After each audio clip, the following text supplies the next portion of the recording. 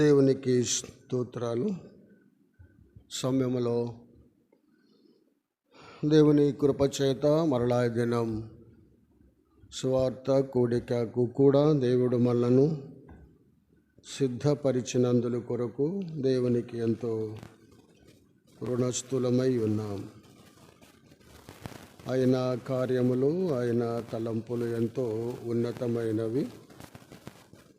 ఈ సమయంలో మనకు ఆయన ఏం చెప్పాలో, ఏమి తలంపులు ఆయన మనకు నేర్పించాలని ఆయన ఉద్దేశము, అవి ఆయన మనకు నేర్పిస్తాడు.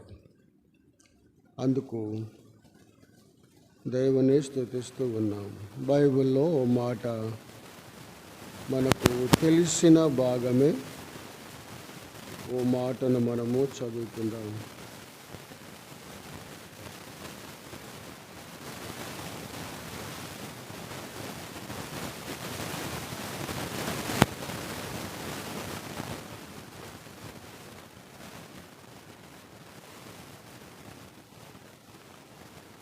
లూకా సువార్త 13వ అధ్యాయము 16వ వచనం. అందరం కలిసి చదువుకుందాం. లూకా సువార్త 13వ అధ్యాయము 16వ వచనం. ఇదిగో 18 ఏండ్ల నుండి సాతాను బంధించిన అబ్రహాము కుమార్తె అయిన ఈమెను విశ్రాంతి దినమందు ఈ కట్ల నుండి విడిపింపదగదా అని అతనితో చెప్పెను. మళ్ళా లూకా సువార్త 19వ అధ్యాయము 10వ వచనం. మనకు ఆ వచనం అందరికీ తెలిసి ఏంటి? అక్కడ వచనము 19వ అధ్యాయము 10వ వచనములో నశించిన దానిని వెదకి రక్షించుటకు మనుష్య కుమారుడి లోకమునకు వచ్చెను.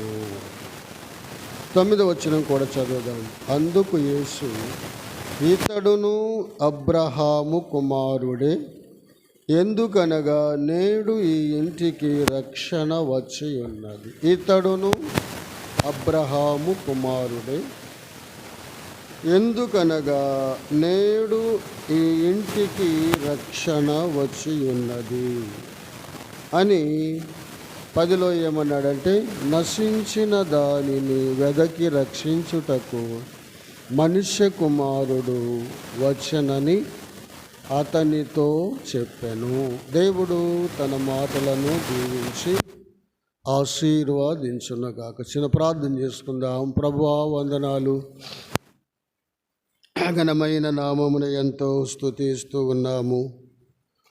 మీ నామమున ఎంతో కీర్తిస్తున్నాము తండ్రి. దయాదాక్షణ్యపూరుడవు, ఎంతైనా మీరు చాలిన దేవుడవయ్యా. సమయంలో మేమింతవరకు కొన్ని పాటలు పాడుకోవటానికి ఎంతో సహాయపడ్డ దేవుడవు. మరలా తిరిగి దేవాని వాక్యమును కొంత చదువుకున్నాం. లూకా సువార్త 13వ అధ్యాయము 16వ వచనాన్ని, అలానే లూకా సువార్త 19వ అధ్యాయము 9, 10 వచనాలు చదువుకోవటానికి సహాయపడ్డావు. ఈ చదవబడిన లేఖన భాగాలలో నుండి మేము ఏమి నేర్చుకోవాలో మాకు శ్రేష్టమైన సంగతులు మీరు బయలుపరచండి. నిలబడుచున్న నీ దాసుడను నేను కేవలం నిష్ప్రయోజకుడను కనుక నీ ఆత్మతో నింపి బలపరిచి మాకందరికీ కావలసిన ఆత్మీయమైన సత్యాలు, సంగతులు, మరుగుపరచబడిన మాటలు నేర్పించమని దాసుడను నన్ను నేను నీ పాదముల చెంత పడవేసుకుంటున్నాను. నీ సహాయమునే కోరుతున్నాం. నీవు చేసిన ప్రతి ఉపకారాన్ని బట్టి స్తోత్రాలు, చేరువచ్చిన ప్రియులను బట్టి స్తోత్రాలు. ఇంకా చాలామంది రావాలి, రాలేకపోతున్నారు, వారిని కూడా దర్శించమని, శత్రువుకి ఏమీ లేశమైన స్థానము లేకుండా చేసి మహిమ కలిగించుకోమని యేసుక్రీస్తు నామములో ప్రార్థించి స్తుతించి వేడుచున్నాము తండ్రి, ఆమేన్. 2 భాగాలలో కూడా లూకా సువార్త 19వ అధ్యాయము 9వ వచనములో యేసు ప్రభువు ఈ మాట అన్నాడు. అందుకు యేసు, ఇతడును అబ్రహాము కుమారుడే, ఇతడును అబ్రహాము కుమారుడే అని మళ్ళా దానికి జవాబు కూడా చెప్తున్నాడు. ఎందుకనగా నేడు ఈ ఇంటికి రక్షణ వచ్చి ఉన్నది అన్నాడు. అంటే రక్షణ అనగా ఎందుకనగా నేడు ఈ ఇంటికి రక్షణ వచ్చి ఉన్నది అని 10వ వచనములో నశించిన దానిని వెదకి రక్షించుటకు మనుష్య కుమారుడు వచ్చెనని అతనితో నశించిన దానిని వెదకి రక్షించుటకు మనుష్య కుమారుడు వచ్చెనని అతనితో చెప్పాడు. ఇది నశించినది ఎవరు, ఎప్పుడు, ఎందుకు నశించారు అని మనం గ్రహించవచ్చు. ఎవరు నశించారు, ఎందుకు నశించారు, ఎప్పుడు నశించారు అనే సందర్భాలు మనము నేర్చుకోవచ్చు. ఎప్పుడు అంటే జక్కయ్య నశించిపోయినాడు అని మనం అనుకుంటాం. కానీ జక్కయ్య అన్యాయముగా వసూలు చేస్తున్నాడు ప్రజల దగ్గర. జక్కయ్య అనే మాటకు అర్థం ఏంటి? పరిశుద్ధుడు. ఆ పేరుకి అర్థం ఏంటంటే పరిశుద్ధుడు. పరిశుద్ధుడు అని అర్థం ఉన్నది, కానీ తన బ్రతుకులో ఏమి లేదు, పరిశుద్ధత లేదు. పేర్లు మనం పెట్టుకుంటాం కదా, వాస్తవికంగా మంచి పేర్లు. తల్లిదండ్రులు మా పిల్లలు ఇలా ఉండాలి, మా పిల్లలు యాకోబు వలె ఉండాలి, లేక ఇశ్రాయేలు వలె ఉండాలి, షాలేం రాజు వలె ఉండాలని పేర్లు పెట్టుకుంటాం. కానీ కొన్ని సందర్భాల్లో పేరుకు తగిన విధానములో మనము జీవించలేం కదా. పేరు పెట్టుకున్నంత మాత్రాన ఆ పేరుకు తగిన విధానములో ప్రవర్తించలేము. అందుకని జక్కయ్య అనే మాటకు అర్థం ఏంటంటే పరిశుద్ధుడు. పరిశుద్ధుడే, కానీ ఆయన చేసే పని ఏంటి? ఆయన చేసే పని అన్యాయముగా, అక్రమముగా అందరి దగ్గర సొమ్ము వసూలు చేస్తాడు. సుంకం అంటే 1 రూపాయికి 4 రూపాయలు వసూలు చేస్తున్నాడు. వడ్డీ 1 రూపాయికి 4 రూపాయలు వసూలు చేస్తున్నాడు. ఎందుకని కక్కాడు, మళ్ళీ అన్నీ తెలుసుకున్నాక అన్నీ కక్కాడు. అలాంటి స్థితిలో ఉన్నాడు జక్కయ్య. అయితే ఆ స్థితిలో ఉన్నటువంటి జక్కయ్య ఒక దినాన తనలో ఒక ఆశ కలిగింది కదా. ఒక దినాన తనకు ఒక ఆశ కలిగింది. నిజముగా కొన్నిసార్లు దేవుడు కొన్ని ఆశలు కలిగిస్తాడు, కొన్ని ఆలోచనలు కలిగిస్తాడు. కొన్ని ఆలోచనలు, దేవుని ఆలోచనలు ఆత్మీయమైన కార్యాలు జరిగిస్తాయి. సాతాను ఆలోచనలు లోక సంబంధమైన ఆలోచనలు పుట్టిస్తాయి కదా. సాతాను సాతాను సాతాను అని మనం భయపడుతుంటాం, కానీ సాతాను ఏమీ చేయలేడు కదా. ఏం చేస్తాడు? ఏమీ చెయ్యలేడు. అయితే వాడు ఒక్కటి చేస్తాడు. ఏంటంటే మనకు లోకము మీద ఆశ చూపిస్తాడు కదా. సాతాను యొక్క పనంతా ఏంటంటే లోకము మీద ఆశ పుట్టిస్తాడు. యవ్వనస్తులకి కలిగించే లోకాశలు కలిగిస్తాడు. అలానే మధ్య వయసు కలిగిన వారికి, మధ్య వయసు ఉన్న వారి ఆలోచనలు భూసంబంధమైనవి కలిగిస్తాడు. అదే ముసలితనములో కూడా రకరకాల, బాల్యములో కూడా కొన్ని ఆశలు కలిగిస్తాడు కదా. బాల్యములోనేమో ఏం ఆశ? పిల్లలకి తిండి మీద ఆశ కలిగిస్తాడు కదా. పిల్లలకు తిండి ఆశ ఎక్కువ. చిన్న పిల్లలకు తినటము ఎక్కువ ఆశ, చూచిన వల్ల కొనిపించమంటారు. అంటే అర్థం ఏంటి? వారికి, చిన్న పిల్లలకు తిండి మీద ఆశ పుట్టిస్తారు. అదే యవనస్తులకి ఏం ఆశ కలిగిస్తాడు? యవ్వన కాలములో లోకముపై ఉన్న ఆశలు, లోకము అలంకారము, లోక ఆశలు, లోకములో ఏదో సాధించాలనేటువంటి ఆశలు కలిగిస్తారు. అంటే యవ్వన కాలము చాలా ప్రాముఖ్యమైనది ప్రతి వ్యక్తికి కూడా. చెడిపోవాలన్న యవ్వన కాలములోనే, బాగుపడాలన్న యవ్వన కాలములోనే. యవ్వన కాలములో ఇద్దరికి అవసరమే యవనస్తులు. యవ్వన కాలము ఇద్దరికీ అవసరమే. దేవునికి అవసరమే, సాతానుకు అవసరమే.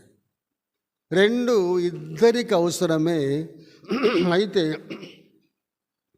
సాతాను ఆశలు, ఆలోచనలు ఇద్దరికి అవసరమే. కాబట్టి సాతాను ఎప్పుడు ఒక వ్యక్తిని బలహీనపరచాలి, పాపములో వాణ్ణి పడవేయాలనే తలంపు ఎప్పుడంటే యవ్వన కాలములోని. యవ్వన కాలము చాలా ప్రాముఖ్యమైనది. యవనస్తులకైనా యవనరాండ్రుకైనా ప్రతి వ్యక్తికి కూడా యవ్వన కాలము చాలా ప్రాముఖ్యమైనది. ఎందుకంటే మనము పైర్లు వేస్తూ ఉంటాం, మనము పొలాలలో పంటలు వేస్తుంటాం కదా. ప్రత్తి నాటుతారు, మినుము జల్లుతారు, పెసర, ఇట్లా రకరకాల పైర్లు మనము పొలాలలో నాటుతూ ఉంటాం.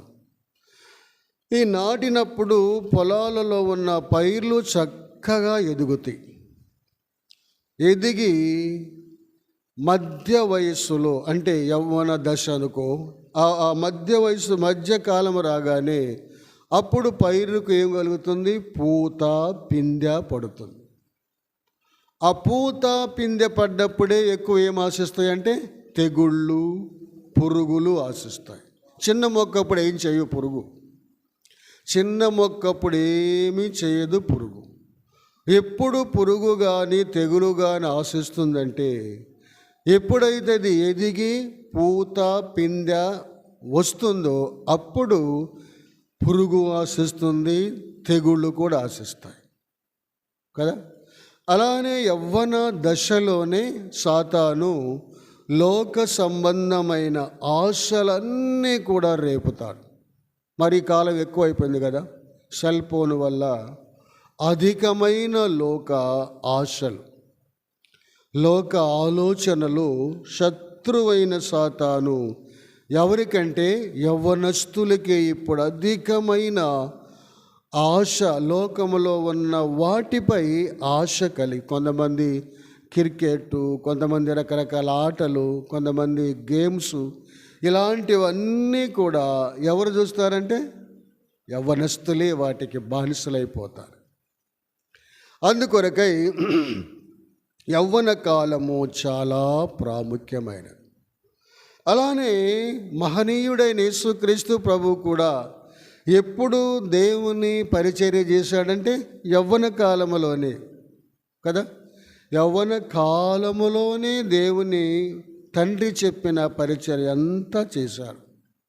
యవ్వన కాలములోనే తన ప్రాణాన్ని సిలువలో బలిగా అర్పించాడు. ఎవరంటే యేసుక్రీస్తు ప్రభు. అలాంటి స్థితిలో యవ్వన కాలములో చేయగలిగాడు.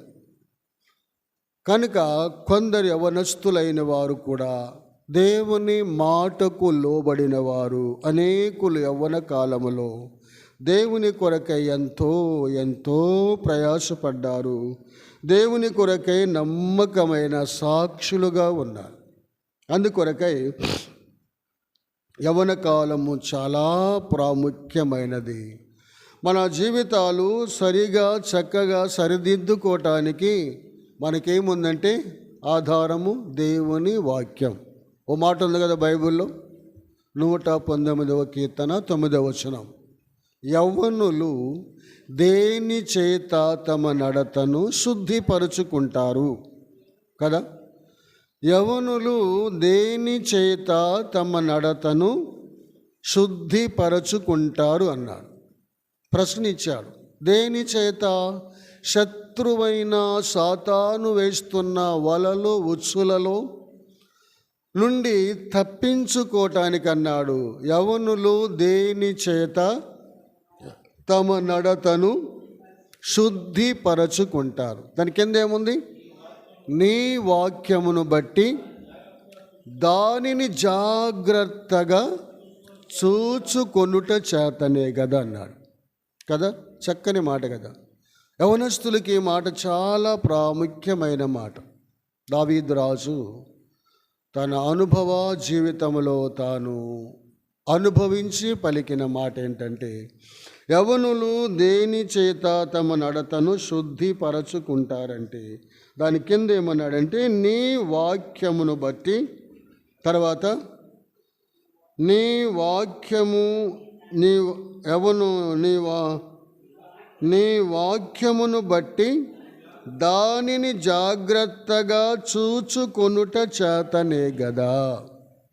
చూసారా, యవనస్తులు దేని చేత తమ నడతను శుద్ధిపరచుకుందరు అంటే, యవనస్తుల నడత ఎలా ఉందంటే దేవుని దృష్టిలో ఎలా ఉందంటే శుద్ధిపరచుకోవాలంటే శుద్ధి లేదు. ఎందుకంటే యవనస్తులు ఎక్కువగా లోకములో ఉన్న ఆశలు అధికంగా వస్తూ ఉంటాయి. ఎందుకంటే లోకం ఎవరిదంటే, లోక అధికారి ఎవరంటే సాతానుడు. లోక అధికారి ఎవరంటే సాతానుడు. లోకములో అధికారం ఉన్నది కాబట్టి అందరినీ ఆవరిస్తుంది ఏంటంటే సాతాను. అంటే పాపం అందరినీ కూడా ఆవరించడానికి ఏం చేస్తున్నాడు సాతాను అంటే, అందరికీ కూడా లోక ఆశలు రేపుతాయి. అందుకనే యేసు ప్రభు కూడా యవ్వన కాలములో శోధించబడ్డప్పుడు ఏం చూపించింది? లోక మహిమలన్నీ ఎంతసేపు? ఒక్క నిమిషంలోనే చూపించిందంట. యేసుక్రీస్తు ప్రభు యవ్వన కాలములో ఉన్నాడు. యవ్వన కాలములో ఉన్న యేసు ప్రభు వారిని శోధించింది. ఎందుకంటే ఆదామును శోధించి గెలిచాను కదా, ఈయన్ను కూడా నేను గెలుస్తా అనేటువంటి ఆలోచనతోటి సాతాను యేసు ప్రభువాన్ని కూడా లోక సువార్త 4 అధ్యాయంలో మాటలుంటాయి. లోక మహిమలన్నీ కూడా ఎంతసేపు అంట? ఒక్క నిమిషంలోనే చూపించింది. చూడండి ఆ మాట, 4వ అధ్యాయము లూకా సువార్త 4వ అధ్యాయము 5వ వచనం. అప్పుడు అపవాది ఆయనను తీసుకొని పోయి భూలోక రాజ్యములన్నిటినీ ఒక్క నిమిషములో ఆయనకు చూపించింది. భూలోక రాజ్యములన్నీ కూడా ఒక్క నిమిషంలోనే చూపు. మనం కూడా కొన్నిసార్లు ఒక్క నిమిషంలోనే పొరపాటు పడతాం కదా.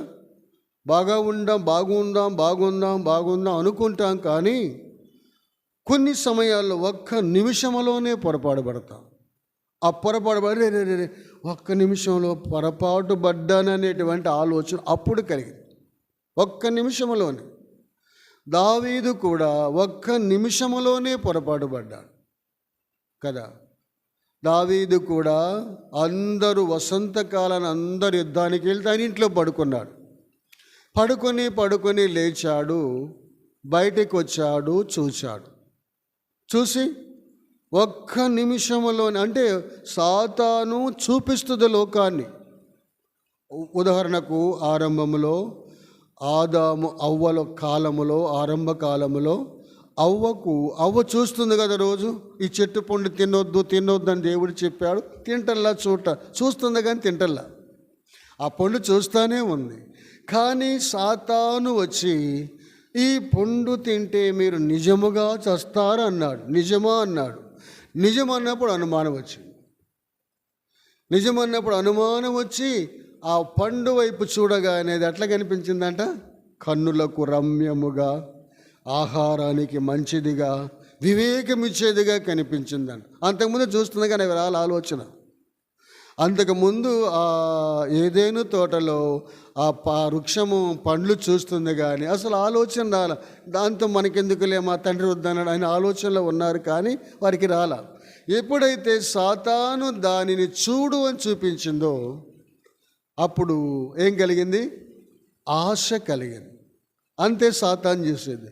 అదే విధానంలో చూసినప్పుడు కానీ అవ్వ చూసినప్పుడు కానీ నాకెందుకు ఇది అవసరం లేదు వెళ్ళిపో అని అంటే ఏమి ఉండేది కాదు. నేను తినను, మా తండ్రి వద్దన్నాడు తినని అంటే ఒక మాటలో అయిపోయేది. అలా అనలేదు కానీ చూసి అంటే అది ఎట్లుందంటే కన్నులకు రమ్యముగా కనిపించదు. అలానే సాతాను కూడా రమ్యమైన వాటిని మన కన్నులకు చూపిస్తాడు. ఎప్పుడు? యవ్వన దశలో, దినాలలో. పాపం ఎలా కనిపిస్తుందంటే మనకు అది ఒక రమ్యమైన విధానములో కనిపిస్తుంటుంది కదా. ఈ దినాల్లో మరి సెల్ ఫోన్లో వస్తున్న వాటిని అవి ఎలా కనిపిస్తున్నాయంటే కొన్నిసార్లు మరి క్రైస్తవుల పిల్లలు కొందరు చూస్తుంటారు కదా రకరకాల సన్నివేశాలు. అది చూస్తున్నప్పుడు వారికి ఏం కలిగిద్ది అంటే భయం కలిగిద్ది. అమ్మో చూడకూడదే, మా అసభ్యకరమైన ఇవన్నీ చూడకూడదని భయం కలిగిద్ది. కానీ మళ్ళీ ఏం ఆలోచన వస్తుంది? ఏముందలే చూద్దాం, ఒక్కటే అనే రీతిలో అట్లా ఇంకా లోతుకి వెళ్ళిపోదు. అలానే వాడు చూపిస్తాడు కానీ వాడు చూపించినప్పుడు మనం వచ్చి ఇది కాదనుకుంటే ఏం చేయలేదు కదా. ఇది నాకొద్దు, ఇది నాది కాదనుకుంటే ఏమి లేదు. చూసి ఆశించి దాన్ని మనం చేస్తున్నాం. మన ఆలోచన చూసినప్పుడు దీంతో నాకెందుకు అక్కర్లేదు, అవసరం లేదు, ఇది నాది కాదు, ఇది నా దేవుని ఆలోచన కాదు, దీనివల్ల నాకు నష్టం ఉందనే రీతిలో కానీ దాన్ని వైపు చూడకుండా దాన్ని వద్దనుకుంటే ప్రమాదము రాదు. దావీదంతే కదా. చూశాడు, చూడగానే ఏం ఆశ కలిగింది? ఎవరు ఆమె, ఎవరు అట్లా ఉందేంటి, అలా ఉందేంటి, అసలు ఎవరు ఆ వ్యక్తి, ఎవరు అసలు కనుక్కోవాలి, ఆ వ్యక్తి ఎవరో కనుక్కోవాలి, అసలు చూడాలి, ఇంత అందంగా ఉందేంటి, ఎప్పుడు నేను చూడలేదే అనేటువంటి ఆశ కలిగింది.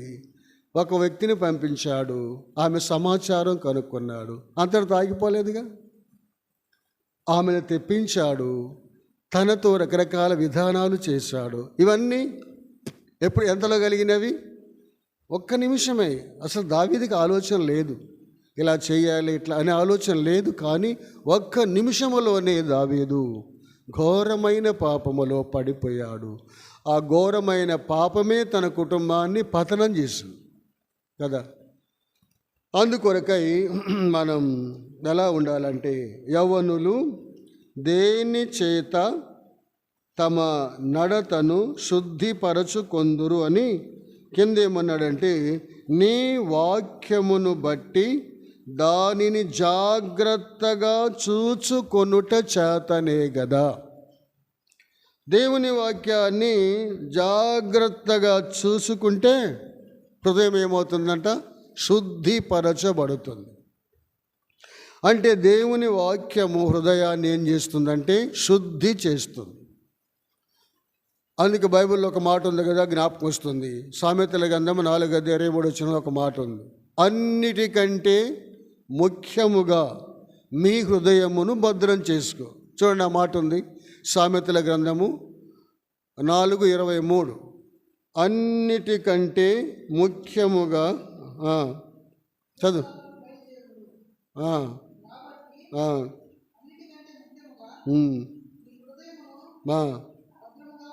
భద్రముగా, అన్నిటికంటే ముఖ్యముగా మన బంగారము వెండి కంటే, మన వస్త్రాలు కంటే, లోకములో ఉన్న వాటిని మనం చాలా భద్రంగా ఉంటాం. ఎందుకు భద్రం చేసుకోమనంటే, నీ హృదయములో నుండి జీవధారలు బయలుదేరాలి. జీవధారలు అంటే దేవుని వాక్యమే. దేవుని వాక్యమే జీవధారలు.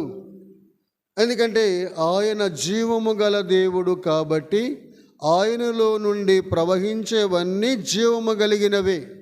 ఆయన మాటలు కానీ క్రియలు కానీ అన్నీ కూడా జీవము కలిగినవి. ఆ జీవము కలిగినవి ఎక్కడ ప్రవహించాలంట? మన హృదయములో ప్రవహించాలి. కాబట్టి అందుకేమన్నాడు?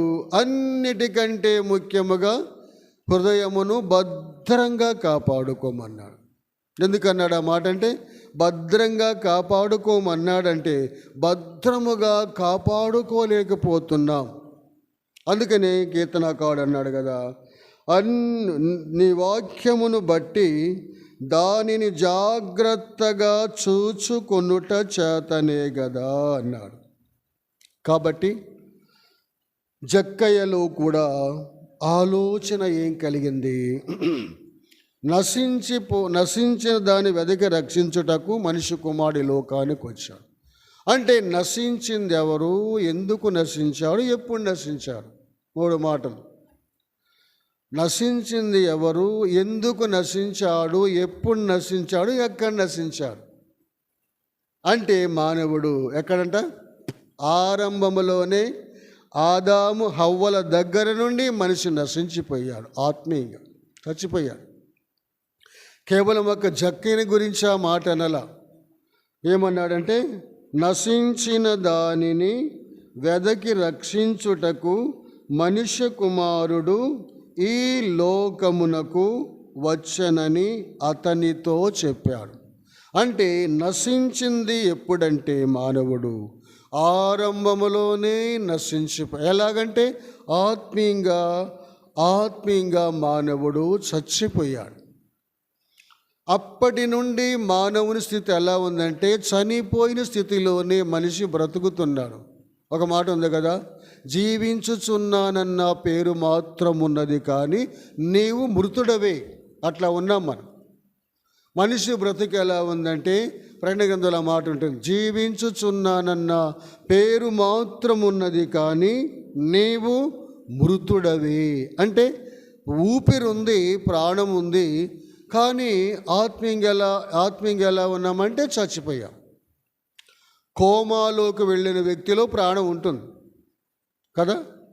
కోమాలోకి వెళ్ళిన వ్యక్తిలో ప్రాణం ఉంటుంది కానీ మాట్లాడడు, పలకడు, ఉలకడు, ఏం తినడు, కానీ ఊపిరి ఉంటుంది కదా. చాలామంది వెంటనే కొన్ని పరిస్థితుల్లో కోమాలోకి వెళ్ళిపోతారు. ఆ కోమాలోకి వెళ్ళిన వ్యక్తిలో అతనికి స్పర్శ ఉండదు, చెయ్యి కానీ కాలు కానీ మాట కానీ రాదు, కానీ ఏముంటుంది? ప్రాణం ఉంటుంది. ప్రాణం ఉంటుంది కానీ ప్రాణం ఉన్నది కానీ చేసే శక్తి ఉండదు. అలాగునే మనిషి కూడా ఎలా ఉన్నాడంటే జీవించుచున్నానన్న పేరు మాత్రం ఉన్నది కానీ నీవు మృతుడవే అన్నాడు. అందుకొరకై అప్పటి నుండి మానవుడు ఆత్మీయంగా నశించిపోయాడు. అప్పటి నుండే దేవుడు వెతుకుతూ ఉన్నాడు.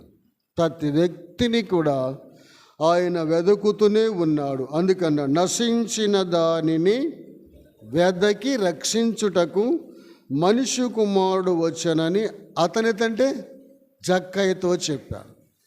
జక్కయ్యతో చెప్పిన మాట అతనితో చెప్పాడు. ఎందుకు చెప్పాడు? ఎలా చెప్పాడు?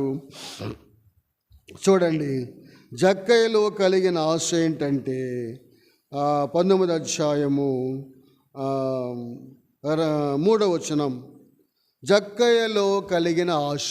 ఇది నిజముగా తలంపు ఏంటంటే దేవుడు పుట్టించినటువంటి ఆలోచన. ఎందుకంటే తాను సాతాను ఆలోచనలో ఉన్నాడు కదా. సాతాను ఆలోచనలో పడ్డాడు కాబట్టి అక్రమంగా డబ్బు సంపాదిస్తున్నాడు. అన్యాయముగా అక్రమంగా ₹1 కట్టాలితే ₹4 వసూలు చేస్తున్నాడు. ఆ దినాల్లో కట్టకపోతే చాలా భయంకరంగా హింసించేవారంట. సుంకము కానీ కట్టకపోతే ఎంతంటే అంత కట్టాల్సిందేనంట ఆ దినాలలో. లేకుంటే మనకు ఉన్న ఆస్తి ఏదన్నా కానీ వారు అపహరిస్తారంట.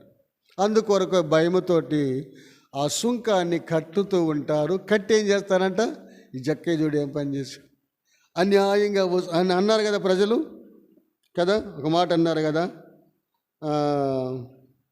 ఎక్కడన్నారంటే 7వ వచనంలో చూడు, 19 ఆయనను చేర్చుకొనెను, అందరూ అది చూచి ఈయన పాపి అయిన మనుషుని యొద్ద బస చేయ వెళ్ళనని చాలామంది సణుక్కున్నారంట. అంటే తలంపు ఏంటంటే జక్కయ్య మనస్సులో కలిగిన ఆలోచన అది ఎవరు పెట్టారంటే దేవుడే ఆలోచన. ఏం ఆలోచన అది? యేసు ఎవరో అని చూడగోరాడు. చూడాలి, యేసు ఎవరో చూడాలని ఆశ కలిగిందంట కదా. అంటే తాను చూస్తున్నాడు కదా, యేసు అనే వ్యక్తి అద్భుతాలు చేస్తున్నాడు, ఆశ్చర్యం అనే కార్యాలు చేస్తున్నాడు అని ఎందరో చెప్పుకుంటుంటే విన్నాడు. వినటం వల్ల తనలో ఏం కలిగింది? విశ్వాసం. అంటే చూడాలి అసలు ఎట్లుంటాడు ఆయన, ఇన్ని అద్భుతాలు చేస్తున్నాడు, ఆశ్చర్యకార్యాలు చేస్తున్నాడు, చనిపోయిన వారు లేపుతున్నాడంట, రోగాలు బాగుపడుతున్నాయంట, అసలు ఎట్లుంటాడో చూడాలి. ఎంత ఎత్తుంటాడో, ఎంతలా ఉంటాడో, ఎంత బలంగా ఉంటాడో అనేటువంటి ఆలోచన ఎవరికి కలిగింది? జక్కయ్యలో కలిగింది. అంటే ఆ ఆలోచన ఎవరు పుట్టించారంటే నా తలంపు వస్తూ ఉంటుంది, దేవుడే తనకు ఆలోచన కలిగించి ఉంటాడు. అందుకొరకు సరే ఆలోచన కలిగిన అలానే ఉండొచ్చు కదా, ఆలోచిస్తూ ఉండవచ్చు కదా. ఆలోచన ఏం చేస్తుంది? చూడాలి ఎలాగైనా సరే అని ఏం చేశాడు తాను? 3వ వచనములో యేసు ఎవరో అని చూడగోరెను గాని పొట్టివాడైనందున జనులు గుంపుగా కూడి ఉండుట వలన చూడలేకపోయాడంట. ఎలాంటి వ్యక్తి అంట ఆయన? పొట్టివాడు. ఓ తలంపు మనము ఆలోచిస్తే ఆత్మీయంగా జక్కయ్య భౌతికంగా కాదు కానీ ఆత్మీయంగా కూడా పొట్టివాడే. ఆత్మీయంగా పొట్టివాడంటే దేవుని ఎరుగని వ్యక్తి. ఆత్మీయంగా కూడా తాను పొట్టివాడంటే దేవుని ఎరుగని వ్యక్తిగా కనిపిస్తున్నాడు. అయితే ఏం కలిగింది? తనలో ఎవరో చూడాలనే ఆశ కలిగింది. ఆశ కలిగిన వెంటనే ఎక్కడికి వెళ్ళాడంట? ఒక్క మేడి చెట్టు ఎక్కాడంట. మేడి పండు చూశారు కదా, ఆ మేడి చెట్టే ఎక్కాడు. ఇంకెన్ని చెట్లు లేవు, ఎన్ని పెద్ద పెద్ద చెట్లు ఎన్నో ఉన్నాయి. అంటే మేడి చెట్టు ఎక్కాడంటే ఆ మేడి పండు చూడు మేలిమై ఉండును, పొట్ట విప్పి చూడు పురుగులుండు. మరి ఆ మేడి పండులో పురుగులు ఉంటాయి. మరి ఎట్ట బతుకుతుందో తెలియదు కానీ ఆ కాయగనట్ట అట్టగా చీలిస్తే దానిలో పురుగులు ఎగిరిపోతాయి. అంటే జక్కయ్య హృదయము కూడా అలాంటిదే అని మనము ఊహించి తెలుసుకొనవచ్చు. అందుకే ఆ చెట్టు ఎక్కాడు. ఆ చెట్టు ఎక్కాడు, తర్వాత ఎక్కి కూర్చున్నాడు కదా. కనుక అతడు ముందుగా పరుగెత్తి ఆయనను చూచుటకు ఒక మేడి చెట్టు ఎక్కాడు. పరుగులు ఎత్తాడంట. ఒక సుంకముగా వసూలు చేసే అధికారి వీధుల్లో పరిగెత్తే జనం ఏమనుకుంటారు? పరిగెత్తారా? వీధులలో బడి పరిగెత్తుతూ ఉంటే చూసిన వారు ఏమనుకుంటారు కదా? చూసిన వారు అసభ్యకరంగా ఏంటి పరిగెత్తున్నాడు ఈ వ్యక్తి, ఇంత ఇలా ఉన్న ఇంత ధనవంతుడు ఏంటి వీధుల్లో పరిగెత్తునని అనుకుంటారు. కానీ దానికి కూడా భయపడతాను. తనకున్న ఆశ ఏంటంటే ఎలాగైనా యేసు ఎవరో చూడాలి నేను అని ఆశతోనే వెళ్ళి చెట్టు మీద కూర్చున్నాడు కదా. చెట్టు ఎక్కాను. యేసు ఆ చోటికి వచ్చినప్పుడు కన్నులెత్తి చూచి జక్కయ్య త్వరగా దిగిరమ్మన్నాడు కదా. అంటే తనకున్న ఆశ ఎవరికి తెలుసు? యేసు ప్రభు తెలుసు. ఆయన తెలుసు, అందుకే వస్తున్నాడు ఆ స్థలానికి. ఆయన తెలుసు కాబట్టి ఆయన తెలిసి ఏం చేశాడంటే జక్కయ్య త్వరగా దిగొన్నాడు. త్వరగా దిగమనగానే చూడు, త్వరగా దిగమనగానే ఎంత కార్యం జరిగిందో చూడు. త్వరగా దిగుము, నేడు నేను నీ ఇంట నుండవలసి వచ్చినదని అతనితో చెప్పగా అతడు త్వరగా దిగి సంతోషముతో ఆయనను చేర్చుకున్నాడంట. తనకున్న ఆశ దిగాడు, అంతేకాదు తన ఇంటిలోనే తీసుకెళ్ళాడు కదా. తన ఇంటిలోనికి ఏ ఇల్లు? నా తలంపు. తన ఇల్లు అంటే ఏది? హృదయమే ఇల్లు, మనమే ఇల్లు కదా. ఓ మాట ఉంది బైబిల్లో, హెబ్రీలకు రాసిన పత్రిక 6వ అధ్యాయము 3వ అధ్యాయం 6వ వచనం చూడండి. హెబ్రీలకు రాసిన పత్రిక 3వ అధ్యాయము 6వ వచనం, 3:6 చదువుకుందాం. అయితే క్రీస్తు కుమారుడై ఉండి ఆయన ఇంటి మీద నమ్మకముగా నున్నాడు. ధైర్యమును నిరీక్షణ వలన ఉత్సాహమును తుదమటుకు స్థిరముగా చేపట్టిన ఎడల మనమే ఆయన ఇల్లు. ఎవరంట? మనమే ఆయనకి ఇల్లు. యేసు దేవునికి ఇల్లు ఎవరంటే మనమే. ఆరంభము నుండి కూడా దేవుడు మనలో నివాసం చేయాలని కోరుకున్నాడు. దేవుడు తనకున్న ఆశంత ఏంటంటే, నేను మీలో నివాసము చేస్తాను, మీరు నాకు ప్రజలై ఉంటారు. ఎక్కడన్నాడు? నిర్గమాకాండం 19వ అధ్యాయంలో ఈ మాట అన్నాడు, నేను మీ మధ్య ఉంటాను. అందుకే లేవియాకాండం 26వ అధ్యాయం ఏముందంటే నా మందిరము మీ మధ్య ఉంచాను. కాబట్టి మన హృదయమే ఆయనకు మందిరం, మన హృదయమే ఆయనకు ఇల్లు. అందుకని ఇప్పుడు ఎక్కడ జక్కయ్య ఎక్కడ చేర్చుకున్నాడంటే చూడండి, త్వరగా సంతోషముతో ఆయనను చేర్చుకున్నాడంటే ఎక్కడ? హృదయములోనికి చేర్చుకున్నాడు. హృదయములో చేర్చుకున్నాడు కాబట్టి హృదయములో ఉన్న ఆశను బట్టి ఆయన దిగిరమ్మనగానే దిగొచ్చాడు. నీ ఇంటికి వస్తున్నానని అనగానే తనలో ఏం కలిగిందంట? సంతోషం కలిగిందంట కదా. ఆ మాట కదా అన్నాడు కదా. అతడు త్వరగా దిగి సంతోషముతో ఆయనను చేర్చుకొనినంటే ఎక్కడంటే తన హృదయములో చేర్చుకున్నాడు. ఇది అలా మనకు అర్థమవుతుంది. తన హృదయములో చేర్చుకున్నాడు. అయితే ఆయనను చేర్చుకోగానే హృదయములో ఎంత అద్భుతమైన కార్యం జరిగింది ఇది రుజువు కదా. యేసు ప్రభుని జక్కయ్య తన హృదయములోనికి చేర్చుకొనినన్న మాట ఎలా రుజువు పరుస్తుందంటే, తన హృదయములో ఉన్న తలంపులన్నీ బయటకు, చెడు తలంపులన్నీ బయటకు వస్తున్నాయి కదా. అందుకన్నాడు కదా, చేర్చుకొనెను. అయితే జక్కయ్య మనస్సు దేవుని హృదయములో, ఆ జక్కయ్య మనస్సంతా ఆయన హృదయములో ఉన్నది యేసు ప్రభుది. అయితే మనుషులు ఏమనుకుంటున్నారు?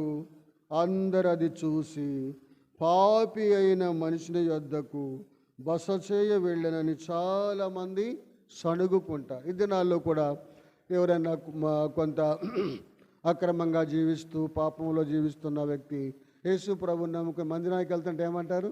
అబ్బో బోధకుడు అయ్యాడా, బోధకురాలు అయ్యిందా, ఎగతాళి కదా. దినాల్లో వస్తున్నటువంటి పరిస్థితులు అలానే ఉంటాయి. ఒకవేళ ఎవరైనా దేవుడు వాక్యము చేత మాట్లాడి ఆయన ఆత్మ చేత సంధించి దేవుని మందిరానికి వస్తుంటే మారు మనసు పొంది లోకం ఏమనుకుంటుందంటే, అబ్బో బోధకుడు అయ్యాడే, బోధకురాలు అయ్యిందే, అబ్బో ఇదే మార్పు అనే రీతిలో ప్రజలు ఏమనుకుంటారు? సణుగుకుంటూ ఉంటారు, ఎగతాళి చేస్తూ ఉంటారు. అలానే జక్కయ్యను కూడా అని సణిగారంట. అయితే జక్కయ్య నిరూపిస్తున్నాడు. జక్కయ్య నిలువబడి, ఇదిగో ప్రభువా నా ఆస్తిలో సగం బీదలకు. ఎవరు నేర్పారు ఈ మాట? చెప్పమనలేదే. జక్కయ్యని ఆస్తి సగం ఇవ్వమని చెప్పాలి యేసు ప్రభువారు కదా. జక్కయ్యని ఆస్తి నువ్వు సంపాదించగల సగం ఇచ్చేసాయి బీదలకు అనల అన్న వ్యక్తి ఇవ్వల. ఎవరైనా యవనస్తుడు నేను నిత్య జీవము కావాలి నాకు ఇయ్యంటే ఏమన్నాడు యేసు ప్రభువారు? ఏమన్నాడు? నీ ఆస్తిని అమ్మి నన్ను వెంబడించు అన్నాడు. అయితే తాను చాలా ఆస్తి గలవాడు కాబట్టి అది ఇవ్వటానికి మనసొప్పక సణుక్కుంటూ వెళ్ళిపోయాడు. ఇవ్వమన్న వ్యక్తి ఏమో ఇవ్వలేదు, ఆ చెప్పని వ్యక్తి ఏం చేస్తున్నాడు ఇప్పుడు? ఇచ్చేస్తున్నాడు. ఆ కొద్దయ్య అంటే తలంపు యేసు ప్రభువు తన హృదయమైన ఇంటిలోనికి రాగానే తనలో ఏం కలిగిందంటే తాను అక్రమంగా సంపాదించిన వాటిని అసహించుకున్నాడు కదా. తను చెబుతుంటారు, ఇప్పుడు హాస్పిటల్లో పనిచేసే నర్సులంట, వాళ్ళు డాక్టర్లు, వాళ్ళంతా హాస్పిటల్ ఉన్నాయి మొత్తం ఇంటికి తెచ్చుకుంటారంట. మందులు కానీ ఇవన్నీ కూడా వాళ్ళు ఇళ్ళగా తెచ్చుకుంటారంట. ఇంటికి తెచ్చుకున్నప్పుడు అంటే కొన్నిసార్లు అవి మాట్లాడుతాయి అంట, ఆ వస్తువు మాట్లాడిద్దంట. ఏదైనా ఉద్యోగాలు చేసేవాళ్ళు అక్కడున్న సామాగ్రి, రైల్వే వాళ్ళు రకరకాల పనిముట్లు తెస్తారంట, అవి అంటే ఒక దినాన మాట్లాడుతాయి అంట. అది చూడగానే ఏమనిపిస్తుంది? ఒక రకమైన భయం వచ్చేసి అది అక్కడ తెచ్చానే అనేటువంటి ఆలోచన పుట్టించిద్దంట. అలానే జక్కయ్యలో యేసు ప్రభు లోపలికి రాగానే తనలో ఏం ఆలోచన కలిగిందంటే తాను అక్రమంగా సంపాదించిన ఆస్తిలో సగం ఎవరికి ఇస్తున్నాడంట? పేదలకు ఇస్తున్నాడు. ఇంకేమన్నాడు? ఎవని యొద్దనైనను అన్యాయముగా దేనినైనను తీసుకొని ఎడల అతనికి 4 వంతులు మరలా చెల్లింతునని ఎవరితో చెప్పాడు? ప్రభువుతోనే చెప్పాడు కదా. అయ్యా, నా ఆస్తిలో సగం పేదలకు ఇస్తున్నాను. ఇంకా అన్యాయముగా ఎవరి యొద్ద నేను తీసుకున్నాను అంటే రూపాయికి 4 రూపాయలు వసూలు చేశాను, అవి మళ్ళీ ఇస్తానే. 1 రూపాయికి 4 అంటే 1 రూపాయికి 4 రూపాయలు, 100కి 400. అట్లా ఇదేమన్నారు దాన్ని భరించి? అన్యాయముగా దేనినైనను తీసుకొని ఎడల అతనికి 4 వంతులు మరలా చెల్లింతునని ప్రభువుతో చెప్పాడు. సాక్ష్యం. అలా చెప్పగానే ప్రభు ఏమన్నాడు? అందుకేసు ఇతడును అబ్రహాము కుమారుడే. ఎవరంట? ఇంతకుముందు కాదు. ఇంతకుముందు అబ్రహాము కుమారుడు అంటే ఎవరు? అబ్రహాము కుమారుడు అంటే ఎవరైతే యేసుక్రీస్తు ప్రభు రక్తము చేత విమోచింపబడతారో వారు అబ్రహాము సంతతిలో వారు చేర్చబడ్డారు. కాబట్టి అబ్రహాం అంటే అర్థం ఏంటి? విశ్వాసులకు తండ్రి.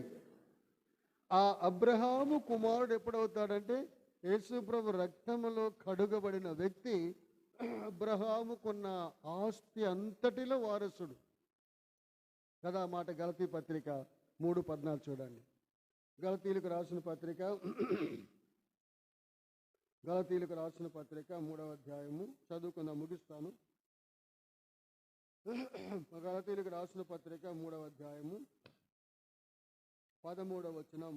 ఆత్మను గూర్చిన వాగ్దానము విశ్వాసము వలన మనకు లభించున్నట్లు అబ్రహాము పొందిన ఆశీర్వచనము క్రీస్తు యేసు ద్వారా అన్యజనులకు కలుగుటకై క్రీస్తు మన కోసం శాపమై మనలను ధర్మశాస్త్రము యొక్క శాపము నుండి విమోచించాడు.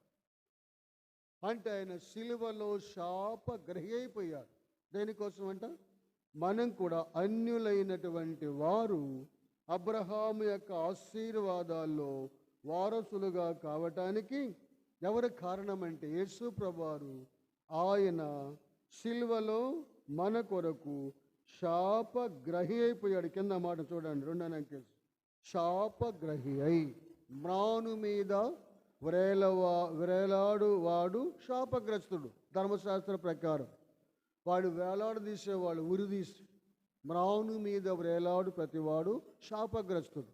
అందుకొరకై ఆ శాపాన్ని ఎవరు భరించారంటే యేసు ప్రభు మన కొరకు ఆ శాపాన్ని భరించాడు. కాబట్టి సిలువలో మన కోసం వ్రేలాడాడు. భూమికి ఆకాశానికి మధ్య ఎందుకు ఆయన వ్రేలాడాడంటే అబ్రహాముకు మనల్ని ఏం చేయాలంట? కుమారులుగా చేయటానికి, వారసులుగా చేయటానికి. అందుకేమన్నాడు? జక్కయ్య ఇతడును అబ్రహాము కుమారుడు. దాని కింద జవాబు ఇచ్చాడు. ఎందుకనగా నేడు ఈ ఇంటికి రక్షణ అంటే హృదయం మార్చబడింది. యేసు ప్రభువుని అంగీకరించాడు, పాపము నుండి సంపూర్ణంగా విడిపించబడ్డాడు. కాబట్టి ఇప్పుడు ఎవరంటే జక్కయ్య అబ్రహాము కుమార్, తన పేరుకు తగిన విధానములో దేవుడు మరలా వాడిని చేస్తుంది. ఆయన పేరుకున్న అర్థం ఏంటంటే పరిశుద్ధుడు. పరిశుద్ధమైన జీవితము కొరకై తాను ఎంతో ప్రయాసపడ్డాడు. తనకున్నవన్నీ కూడా వదిలిపెట్టాడు. ప్రభు కొరకే తాను నాకు నా ప్రభు ఉంటే చాలు, ఆయన ఉంటేనే నాకు చాలు అనేటువంటి ఆశతోటి జక్కయ్య యేసు ప్రభుని అంగీకరించాడు కాబట్టి ఇతడును అబ్రహాము కుమార్. ఎందుకంటే నీవు మాట ఉంది కదా, ఎందుకనగా 9 వచనంలో చదువుదాం. ఎందుకనగా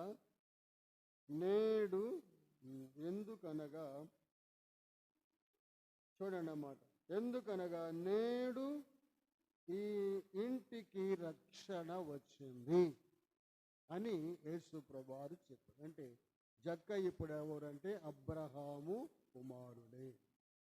ఈ తలంపులో అందుకు జక్కయ్య అద్భుతంగా తాను దేవుని ఎరిగాడు. ప్రభు కొరకే తన జీవితాన్ని సంపూర్ణంగా ఆయన సమర్పించాడు.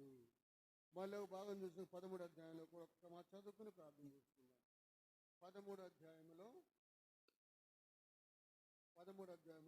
కూడా మాట అన్నాడు కదా. ఏమన్నాడు? 16వ వచనములో ఏమన్నాడంటే, ఇదిగో 18 ఏండ్ల నుండి సాతాను బంధించిన అబ్రహాము కుమార్తె అయిన ఈమెను విశ్రాంతి దినమందు ఈ కట్ట నుండి విడిపింపదగదా అని అతనితో చెప్పాను. ఆయన ఈ మాటలు చెప్పినప్పుడు ఆయన ఎదిరించిన వారందరూ సిగ్గుపడిరి. అయితే జనసమూహమంతయు ఆయన చేసిన ఘనకార్యములన్నిటిని చూసి సంతోషించారు. ఈమెవరు? ఎప్పటి నుంచి అంట? సమాజ మందిరమునానికి వెళుతుంది. ఆమె ఎవరంటే 18 ఏండ్ల నుండి బలహీనపరచు దయ్యం పట్టిన ఒక స్త్రీ అచ్చట ఉండెను. ఆమె నడుము వంగిపోయి ఎంత మాత్రమును చక్కగా నిలువబడకుంది. వంగిపోయిన నడుము మందిరానికి వెళ్తుంది, కానీ ఎట్లుందంటే ఆమె దయ్యం పట్టి కదా. దయ్యము అంటే కింద ఏముంది? ఆత్మ. దయ్యం ఆత్మ. దినాల్లో దయ్యాల ఆత్మలు కూడా వస్తున్నాయి. కొంతమంది దయ్యపు ఆత్మలు వస్తున్నాయి భయంకరంగా. దినాల్లో రకరకాలుగా కేకలు, అరుపులు, అసభ్యకరంగా కొందరు చూసేవారికి. ఇందుకే మతోన్మాదులు బయలుదేరి ఇలా మాట్లాడడానికి కారణం కూడా అది కూడా ఉన్నది కదా. రకరకాల అరుపులు, కేకలు, ఎగరటం, గంతులు వేయటం, ఎన్నో భయంకరమైన కార్యాలు చేస్తున్నారు దినాలలో. కాబట్టి ఆమె సమాజం మందిరానికి వెళ్తుంది, కానీ ఆమె దయ్యం పట్టింది. ఆమె నడు వంగిపోయిన వాళ్ళు ఏం చూస్తారు? వంగిన వాళ్ళు ఏం చూస్తారు? భూమినే చూస్తారు, పైకి చూడరేట. ఒకసారి నన్ను ఎర్రగొండపాలెం పరిచయం చావుకి వెళ్ళమన్నారు. వెళ్ళాను 2-3 వారాలు వెళ్ళాను. వెళ్ళిన తర్వాత అక్కడ ఒక సిస్టరు టీచర్ పని చేసి బోడిపాలెం వస్తే ఇట్లమ్మా నా ఎర్రగొండపాలెం వెళ్ళాలి అని అంటాను. ఆ సిస్టర్ అన్నారు కదా, అంకులు ఎర్రగొండపాలెం పోయామంటే 7 లొంగిపోతుంది, 9 లొంగిపోతుంది. ఆ నీళ్ళు అంత భయంకరమైన అక్కడ అందరూ వంగిపోయిన వాళ్ళే, 7 లొంగిపోయిన వాళ్ళే అంకులు. నిజమే, మీరు చాలా మహాదేవి. అయితే దేవుని కృపలు ఎందుకని మరి అక్కడ తప్పించాను, నేను పాని ఇవ్వలేదు. అక్కడి నుంచి 4 పాలెం బొమ్మన్నారు, రహ్యమ్మ గారు వెళ్ళాను.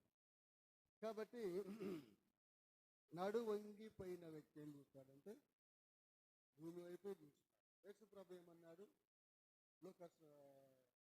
కొలస్సీ పత్రిక 3వ అధ్యాయంలో భూ సంబంధమైన వాటి వైపు మనసు పెట్టకూడదు. కాబట్టి ముగిస్తాను తలంపు. ఈమె నడువంగిపోయి ఏం చూస్తుంటే భూ సంబంధమైన, ఆత్మీయంగా ఆమె మందిరానికి పోతుంది, కానీ ఏం చూస్తుందంటే భూ సంబంధమైన వాటి మీదే మనసు. కనుక ఆ వ్యక్తిని చూసి యేసుప్రభు జాలిపడి ఆమెతో ఒక మాట అన్నాడు. 12 వచ్చింది. యేసు ఆమెను చూసి రమ్మని పిలిచి, అమ్మా, నీ బలహీనత నుండి విడుదల పొంది ఉన్నావని ఆమెతో చెప్పి ఆమె మీద చేతులు ఉంచగానే ఆమె చక్కగా నిలువబడి దేవుని మహిమపరచింది. ఎంతకాలం నుంచి అంట? 18 సంవత్సరాల నుండి ఆ మందిరానికి వస్తుంది. ఏం బట్టి? దయ్యం బట్టే పోతుంది. దయ్యం బట్టి వెళ్తుంది. అక్కడ దయ్యం బట్టే ఉంది. అయితే యేసు ప్రభు బాగు చేయగానే అదందరికీ కష్టం కదా. కష్టం ఒక వ్యక్తి అన్నాడు కదా.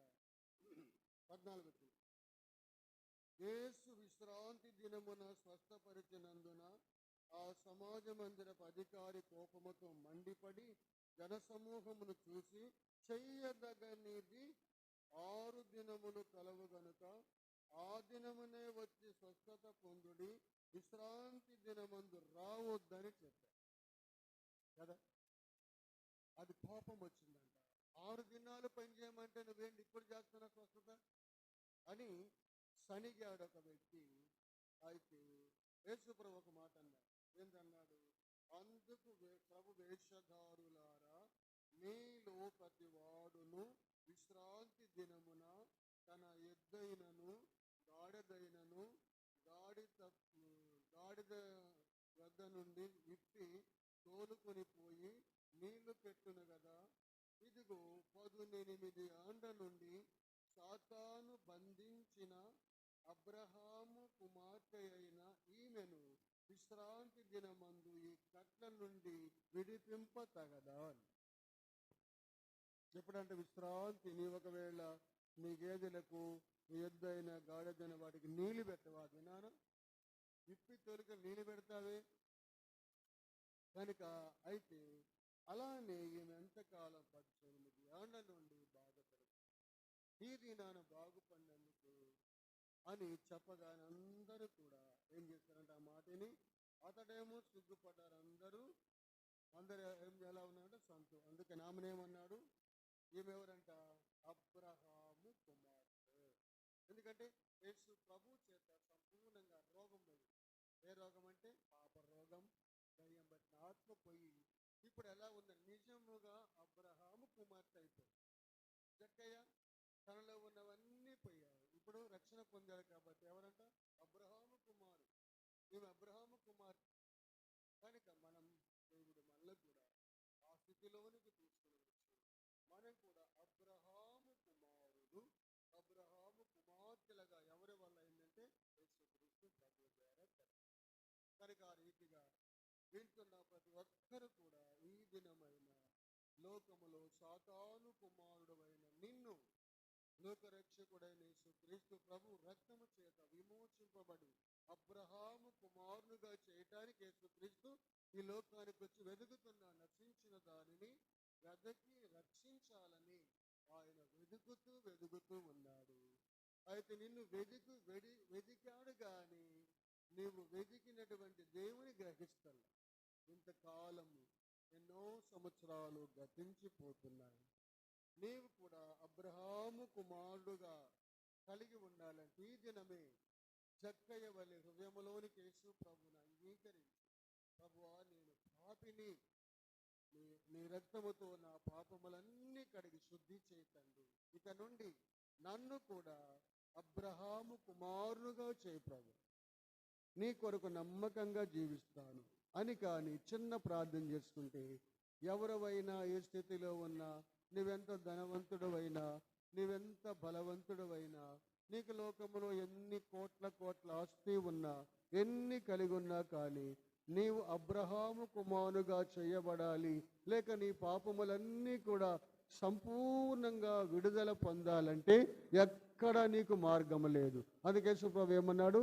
నేనే మార్గమును సత్యమును జీవమునై ఉన్నాను, నా ద్వారా తప్ప ఎవ్వరును పరలోకములో చేరరు, తండ్రి యొద్దకు చేరరని యేసు ప్రభు అన్నాడు. కాబట్టి అలా యేసు ప్రభు ద్వారానే రక్షణ, ఆయన ద్వారానే విమోచన, ఆయన ద్వారానే అబ్రహాము ఆశీర్వాదాలు వారసుడు కావాలంటే ఇప్పుడే సంపూర్ణ హృదయాన్ని జక్కయ్య వలె యేసు ప్రభు చేర్చుకొని ఈ దినమే చక్కని తీర్మానం చేసుకో.